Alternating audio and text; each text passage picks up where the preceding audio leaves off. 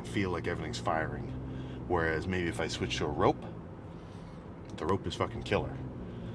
You know? So I also say maybe save the kind of intuitive approach to training for later on, because it makes progressive overload a bit trickier to track.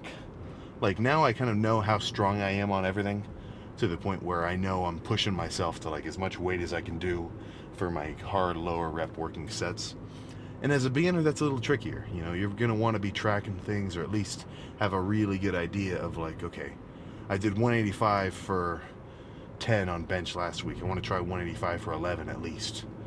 You know, only once you've kind of developed a pretty serious amount of strength is when you can say like, all right, I know how strong I am on this and that, and then you just kind of know how hard to go in a sense. But long story short, arms are gonna get wrecked.